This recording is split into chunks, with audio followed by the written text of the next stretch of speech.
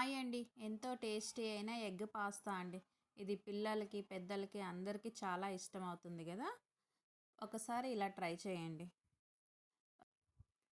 ఒక cup pasta అండి.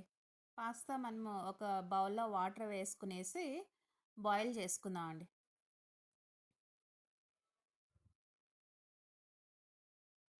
Pasta అయితే బాయిల్ అయిపోయిందండి. ఇప్పుడు ఇది ఒక ఇలా జల్లెడ గిన్నె ఉంటుంది గదా! అందులో వేసుకొని వడగట్టుకుందాం అంతా. అన్నీ వడగట్టుకున్నాం గదా! ఇప్పుడు ఇందులోకి ఒక కప్పు కోల్డ్ వాటర్ వేసుకుందామండి. ఇలా దానిపైన కోల్డ్ వాటర్ వేసుకుంటే పాస్తా అయితే ఒకటికొకటి అంటుకోకుండా విడివిడిగా వస్తాయండి. ఇలా వేసుకొని ఇది సైడ్‌లో పెట్టుకుందాం. ఇప్పుడు ఒక పాన్ తీసుకొని అందులో 2 స్పూన్ల ఆయిల్ వేసుకుందామండి. ఆయిల్ వేసుకునేసి కొద్దిగా జీలకర్ర వేగిన తర్వాత ఆనియన్, గ్రీన్ చిల్లీ, కరివేపాకు, టమాటో అండి. ఇవన్నీ వేసుకొని బాగా ఫ్రై చేసుకుందాం. చూడండి. ఇలా అంతా బాగా ఫ్రై చేసుకునేసి అందులో అల్లం వెల్లుల్లి పేస్ట్ అండి.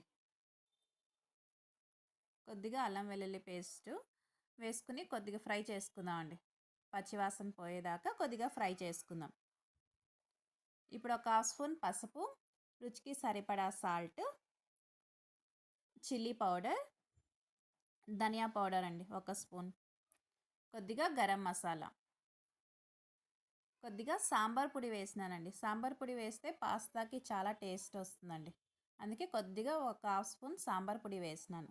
ఇప్పుడు ఇదంతా ఆయిల్‌లో ఫ్రై చేసుకొని ఇందాక మనం ఉడికించి పెట్టుకున్నాం కదా పాస్తా, అదంతా వేసుకొని ఒకసారి మిక్స్ చేసుకుందామండి. చూడండి. ఇలా అంతా ఒకసారి బాగా మిక్స్ చేసుకునేసి ఇలా మధ్యలో కొద్దిగా గ్యాప్ వదిలేసి పాస్తా అంతా ఒక సైడ్ కనుక్కొని అందులో కొద్దిగా ఒక స్పూన్ ఆయిల్ వేసుకొని అందులో ఎగ్గులు వేసుకుందామండి. ఒక 4 ఎగ్స్ వేసుకున్నానండి.